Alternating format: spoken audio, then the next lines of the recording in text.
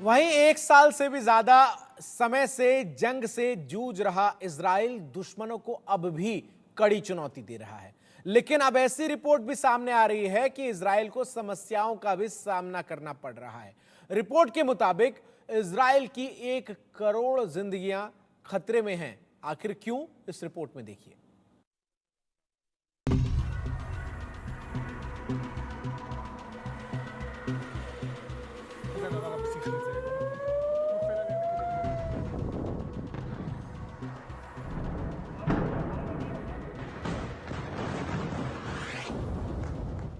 Middle east में इस वक्त कोहराम, संग्राम, बमबारी, अटैक दर अटैक से हर तरफ हाहाकार मचा हुआ है।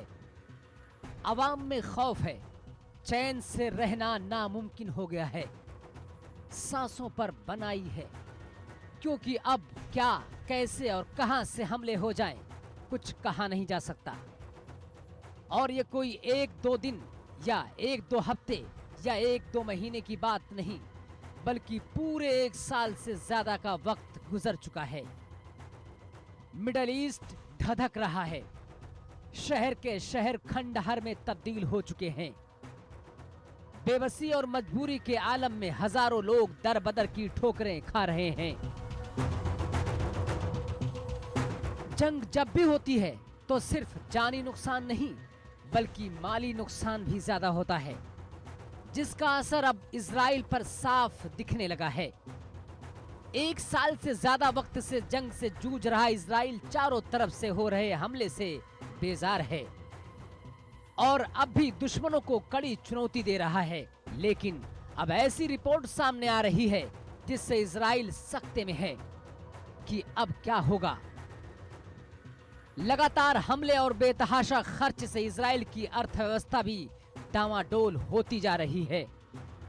गाजा और लेबनान में 1 साल से चल रही जंग की वजह से इजराइल को मिसाइल और रॉकेट इंटरसेप्टर की कमी का सामना करना पड़ रहा है।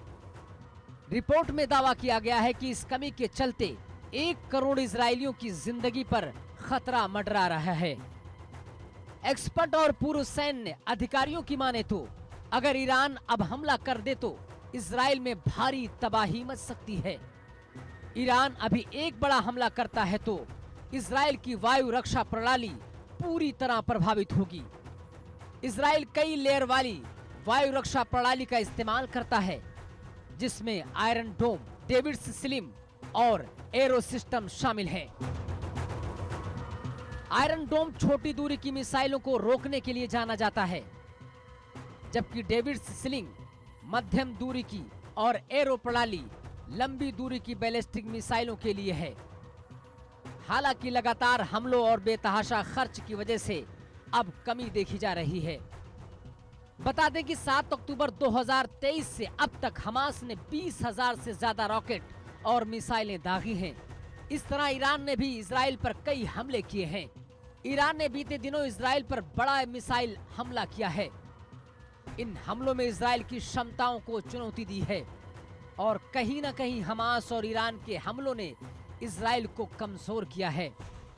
हालांकि इजराइल की मुश्किल घड़ी में अमेरिका डटकर सामना करता रहा है और हर मौके पर इजराइल का साथ देता रहा है। अमेरिका ने अभी हाल ही में इजराइल को थर्मिनल हाई एल्टीट्यूड एरिया डिफेंस यानी कि थार्ड मिसाइल और 100 सैनिक भेजे हैं। थार्ड एक शक्तिशाली मिसाइल रक्षा प्रणाली है, लेकिन जिस तरह से इजराइल के खिलाफ ईरान, लेबनान, सीरिया और इराक की तरफ से आक्रमण किए जा रहे हैं, उससे यही लगता है कि अभी महायुद्ध बाकी है। Bureau report, India news.